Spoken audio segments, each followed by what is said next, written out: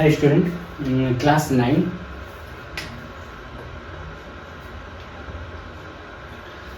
9 का Hindi chapter lesson है Calcutta chapter का।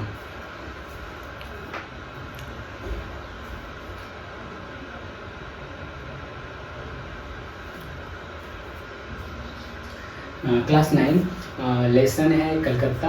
लेखक का नाम है अरुण कमल, ठीक ना। इसमें पहले है शॉर्ट टाइप क्वेश्चन जो फाइनली है, इम्पोर्टेंट चैप्टर है ये। शॉर्ट टाइप क्वेश्चन में पहला नंबर क्वेश्चन है, कवि कहाँ जाना चाहता है? तो कहाँ लिखेंगे आंसर? कलकत्ता। कवि किसके कंधे में बैठकर कलकत्ता गए थे? तो क्या हुआ? बाबा के कंधे पर। तो सर कवि जो है हावड़ा में कब उतरा था? तो कब उतरा था? सुबह में। इस कविता में कवि और किसके कविता के बारे में है? तो क्या है? नृपेंद्र चक्रवर्ती की कविता। ये कविता किसका था? नृपेंद्र चक्रवर्ती का कविता था। नेक्स्ट क्वेश्चन है 5 नंबर, तो 4 नंबर तक है। इसको याद रखना है कि शॉर्ट टाइप क्वेश्चन है और उसके बाद एमसीक्यू टाइप भी क्वेश्चन और लॉन्ग टाइप क्वेश्चन भी चलेगा।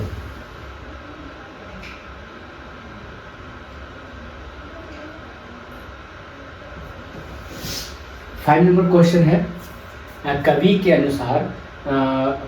अनुसार कौन दिन रात, यहाँ पे नो चुकी है, यहाँ पर होना चाहिए कौन दिन रात 10 बजे चौराहे पर दौड़ता है? तो क्या लिखा? आदिवासी के बच्चे। गोलमेज के लेखक कौन है? अरुण कमल। वाइस्कोप के भीतर क्या था? तो कलकत्ता शहर का दृश्य। सत्तू की गठरी पीठ पर लादे कौन और कहाँ गया? तो कवि सत्तू की गठरी पीठ पर लादे महिसार दल तक गए थे, यानी कि सत्तू का पोटली लाद करके वहां तक वो गया था। 8 हो गया। 9 नंबर क्वेश्चन है,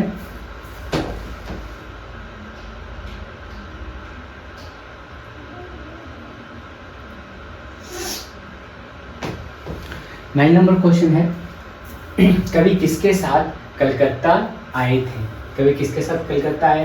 तो चटकल के मजदूरों के साथ। कवि के घर से कलकत्ता कैसा दिखता है? तो झिलमिलाते तारे की तरह दिखता है और उसकी सुंदरता उड़हुल की फूल की तरह है। 11 नंबर क्वेश्चन है, कवि कोलकाता को किन शहरों से अच्छा कहा है? तो लंदन, है ना, बेजिंग, न्यूयॉर्क से, ठीक ना। कवि किसके भक्ति जगह ढूंढ रहे हैं? तो एक बेसहारा पैदल राष्ट्रीय, इसमें है सादगी। तो यहाँ पर होगा एक बेसहारा पैदल राहगीर की तरह, यानी कवि किसके भांति जगह ढूंढ रहे हैं? तो एक बेसहारा पैदल राहगीर की तरह। तो ये 12 क्वेश्चन जो है कलकत्ता चैप्टर का।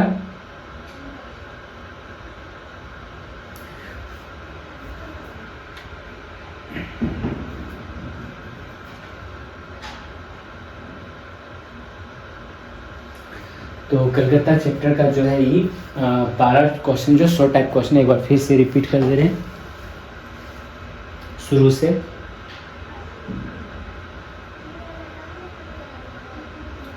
क्वेश्चन है ये,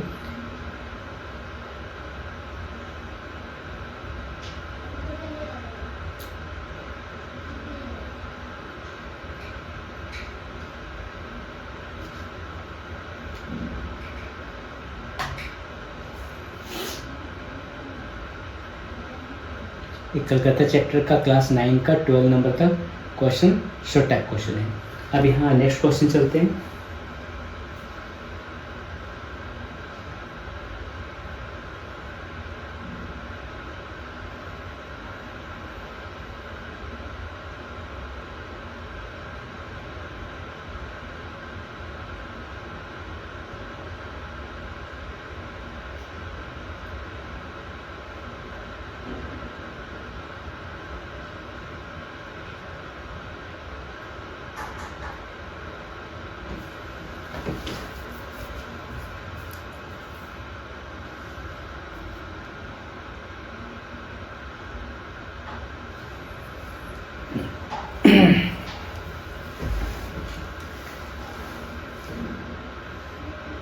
एक लाइन टाइप क्वेश्चन है। लाइन नंबर 1 है जाऊंगा मैं जाऊंगा, उसका बाद डॉट डॉट लाइन है और उसका और चमके हावड़ा पुल के मस्तूल। तो ये लाइन है, ये लाइन से पूछेगा किस पार्ट से दिया गया है, उसका लेखक कौन है। तो पार्ट का नाम और लेखक का नाम लिखना है। इसमें इसी लाइन से क नंबर क्वेश्चन है, इसी लाइन से क नंबर क्वेश्चन दिया है प्रस्तुत पंक्ति का संदर्भ लिखो। तो संदर्भ यानी कि संदर्भ लिखना है, यानी कि कोई भी लाइन का किस पुस्तक से है, इसका लेखक का नाम क्या है, किस पाठ से लिया गया है। तो ये 3 चीज़ लिखना। संदर्भ का मतलब याद रखना है कि संदर्भ का मतलब है कि उस बुक का नाम लिखना है, किस चैप्टर, उस चैप्टर का नाम क्या है और इसका राइटर कौन है। ये 3 चीज़ याद रखना है। तो यहाँ आंसर क्या है, प्रस्तुत पंद्यांश हिंदी पाठ्य पुस्तक साहित्य संचयन में संकलित कलकत्ता नामक कविता से अवतरित है, यानी कि वो लिया गया है। और इसके रचयिता यानी कि कवि कौन है, अरुण कमल है। नेक्स्ट क्वेश्चन है प्रस्तुत पंक्ति का प्रसंग लिखिए। प्रसंग मतलब क्या होता है कि इस लाइन का मतलब जो है शॉर्ट में लिखना है कि मुख्य बात क्या बोलना चाहता है। तो प्रसंग में दिया है प्रस्तुत पंक्ति में कवि ने कलकत्ता शहर के वातावरण का वर्णन किए हैं। कलकत्ता शहर का वातावरण का ये वर्णन किया गया है। तो इस लाइन से क नंबर और ख नंबर क्वेश्चन हुआ। और थर्ड क्वेश्चन जो है यहाँ पे प्रस्तुत पंक्ति की व्याख्या कीजिए। प्रस्तुत पंक्ति की व्याख्या कीजिए। व्याख्या मतलब इस लाइन का, जितना भी लाइन है सब लाइन का मतलब क्या है, इस लाइन का इसका व्याख्या करना है। तो इस लाइन का व्याख्या में दिया गया है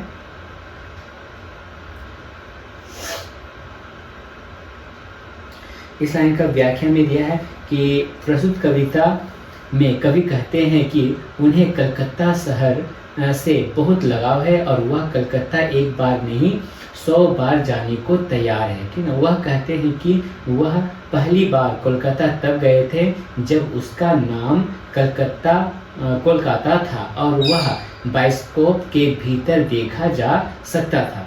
अर्थात कवि कोलकाता बचपन से जा रहे थे।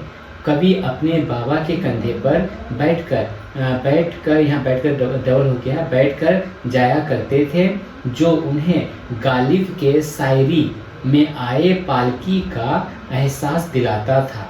कवि अपने गांव के चटकल मजदूरों के साथ पीठ पर सत्तू की गठरी लादे महिसादल तक आए थे। उन्हें आज भी याद है जब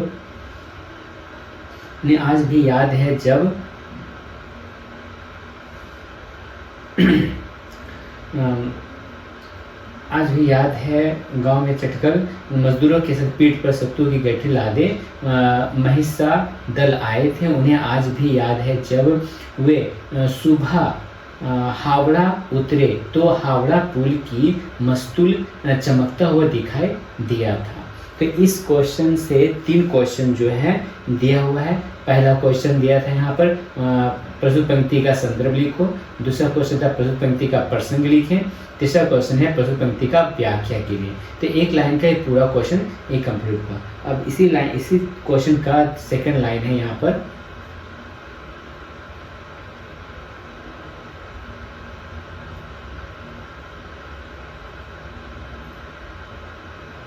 सेकेंड लाइन है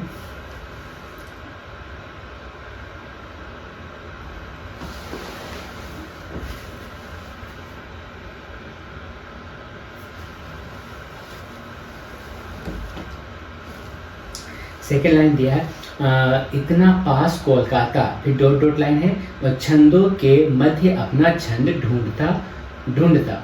ये लाइन हुआ। ये लाइन से प्रस्तुत पंक्ति की व्याख्या कीजिए। व्याख्या इसलिए डायरेक्ट कर दिए कि इसमें भी वही प्रसंग लिखो। प्रसंग का मतलब मालूम है क्या बताना था, पाठ का नाम, लेखक का नाम, बुक का नाम और संदर्भ उसको लिखना है। यहाँ पे दोनों सेम उसी तरह आएगा। तो क नंबर क्वेश्चन इसका होता है प्रस्तुत पंक्ति की व्याख्या कीजिए। तो इसका सबसे व्याख्या मतलब इस पूरा लाइन का मतलब क्या होता है। पूरा लाइन का मतलब यहाँ पे है प्रस्तुत पंक्ति में कवि कलकत्ता की गतिविधियों का वर्णन करते हुए कहते हैं कि कलकत्ता शहर सागरों के द्वारा निक्षेपित अवसादों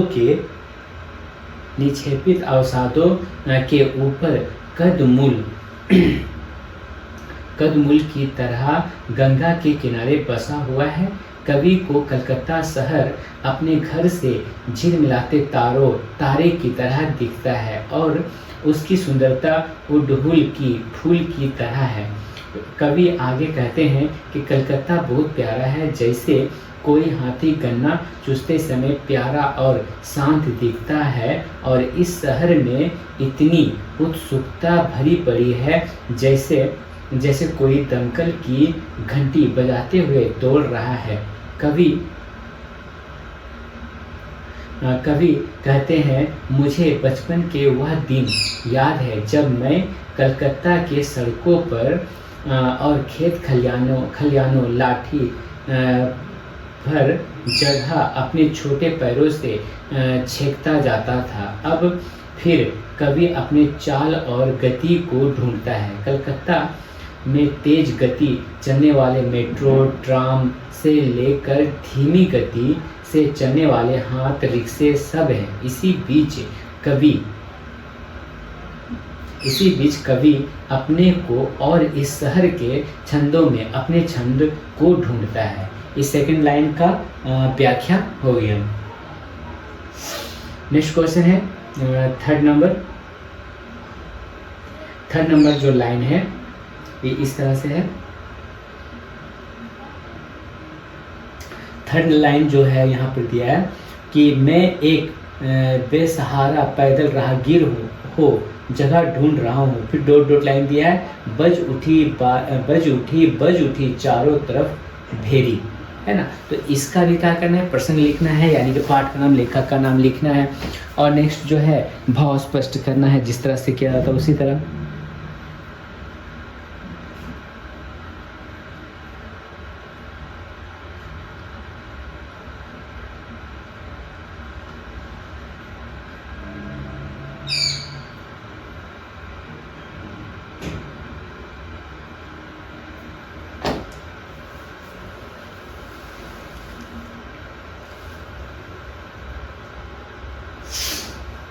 तो इसमें दिया है, इस प्रस्तुत पंक्ति का व्याख्या कीजिए। तो इसमें भी उसी तरह है। प्रस्तुत पंक्ति में कवि अपनी तुलना एक बेसहारे राहगीर से करते हुए कहते हैं कि आज का कोलकाता पुराने कोलकाता से अधिक विकसित है। यानी पुराने समय में जो कोलकाता था वो अभी का कोलकाता जो है बहुत ज़्यादा विकसित हुआ, बहुत ज़्यादा तरक्की किया है और व्यस्त हो चुका है। यानी बहुत कलकत्ता शहर जो बहुत बिजी शहर बन चुका है।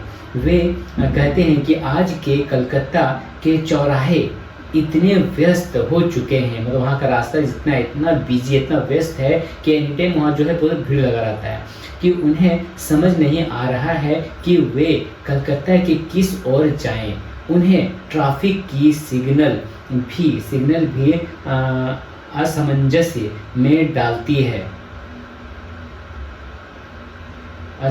में डालती है कि लाल हरी पीली उनके लिए कौन सी बत्ती है। मतलब कंफ्यूज है कि लाल हरी पीली में से कौन सा उसका कलर है, सिग्नल है जो वह रास्ता को वो पार कर सके। वह अपनी जीवन की तुलना कलकत्ते के व्यस्त सड़कों से करते हुए कहते हैं कि उन्हें समझ नहीं आ रहा है कि वह जीवन में किस ओर जाए। आगे कवि बंगाली साहित्यकार नृपेंद्र चक्रवर्ती की कविता कलकत्ता शिशु में वर्णित आदिवासी बच्चे का उल्लेख करते हैं, जो रात 10 बजे चौराहे पर दौड़ लगाता है और एक एक करके सारी गाड़ियां रुक जाती है। जैसे लगता है कि पृथ्वी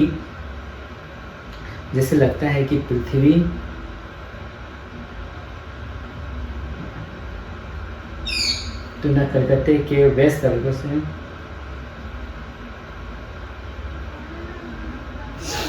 10 बजे चौराहे पर दौड़ने लगता है और एक एक करके सारी गाड़ियां रुक जाती है। जैसे लगता है कि पृथ्वी की सारी गतिविधि थम चुकी है, मतलब जितना चहल पहल था वह एक पल के लिए थम चुका हो, और गतिशील सिर्फ वह एक बच्चा है जिसके लंबे बाल और शरीर से टपकता हुआ पसीना, और जो अपनी गति में मग्न सड़क पर दौड़ रहा है।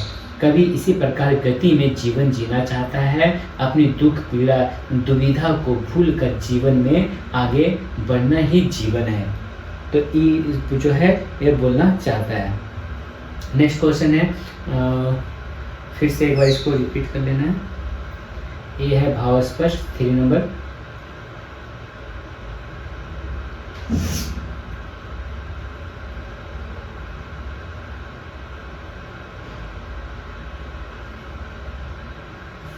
Next question 4 number line. 4 number line में दिया है यहाँ पर कि लंदन पेचिंग, मतलब लंदन जो शहर है, लंदन पेचिंग है, न्यूयॉर्क है, एक बार कोलकाता, बार बार कोलकाता, प्रस्तुत पंक्ति की प्रसंग लिखें। यानी कि लंदन जो है लाइन दे दिया छोटा सा, लंदन पेचिंग, न्यूयॉर्क, एक बार कोलकाता, बार बार कोलकाता लाइन है। इस बोल रहा है क नंबर क्वेश्चन इससे बोल रहा है प्रस्तुत पंक्ति की प्रसंग लिखिए। मतलब यहाँ कहा है कभी इस पंक्ति में प्रसंग, मतलब कि इस लाइन का मीनिंग शॉर्ट में लिखना है कि क्या बोलना चाहता है। तो इस कवि इस कविता में दुनिया के विभिन्न शहरों से अच्छा और सुंदर कोलकाता को बताया है। विभिन्न जितने भी शहर है उन शहरों में से कोलकाता शहर जो है बहुत ही सुंदर शहर है, यही बोलना चाहता है। इसी में बोल रहा है प्रस्तुत पंक्ति की भाव स्पष्ट है, मतलब भाव स्पष्ट करना है इसका। इसी लाइन का मतलब को लिखना है कि प्रस्तुत पंक्ति में कवि कहते हैं कि कलकत्ता चाहे कितना भी बदल जाए या व्यस्त हो जाए, पर कवि के मन में कलकत्ता का आकर्षण कभी कम नहीं होगा। यानी कि कलकत्ता जितना भी बिजी हो जाए, जितना भी वह आगे तरक्की कर जाए, लेकिन कवि का मन में जो है कलकत्ता को घूमने का चाह जो है हमेशा जागा रहेगा।